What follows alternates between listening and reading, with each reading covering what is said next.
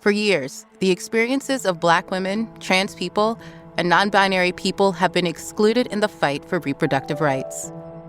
The mainstream pro-choice movement has failed to address that there is no choice where there is no access. By focusing on abortion rights alone, advocacy ignores the barriers marginalized folks face when trying to access things like safe abortions, contraception, and sex education.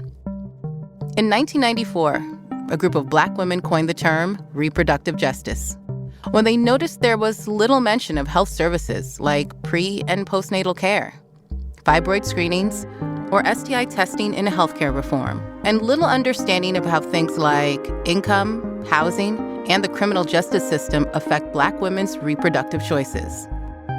They recognized that the women's rights movement, dominated and led by middle-class, wealthy white women, could not represent the needs of women of color and other marginalized people, and called for an intersectional approach to reproductive health care. The argument that abortion is an individual decision flattens the problem into a binary, pro-choice versus pro-life. Intersectionality reveals how multiple systems of oppression work together and limit access to reproductive options for Black women and other marginalized groups. Since our arrival in the United States, Black women have been targets of reproductive oppression. From being worked and bred like animals to being forcibly tested on like lab mice, our bodies have been controlled inhumanly for centuries.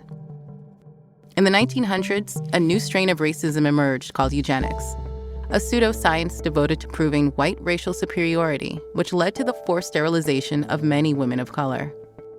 Between 1970 and 1980, sterilization cases rose from 200,000 to 700,000. Teaching hospitals across the South routinely performed unnecessary hysterectomies on poor Black women.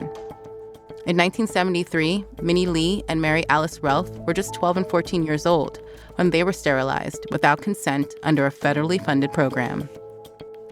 As you can see, Black women's reproduction has historically been viewed as negative. To this day, Black maternal mortality rates are the highest of any racial or ethnic group in the country, with many Black women reporting being dismissed when complaining about extreme pain. The effects of these types of injustices are felt for generations. And with bans like the Hyde Amendment and the Family Cap directly impacting people already facing systemic barriers to care, they continue to be ignored. The current conversation is focused on the stripping of rights afforded under Roe v. Wade, but for many Black and poor people around the country, these rights have never been actualized. Black women-led reproductive justice organizations like Sister Song, Ancient Song Doula Services, Black Women's Health Imperative, and others have been fighting to keep women of color and trans and non-binary people's voices at the forefront of the movement.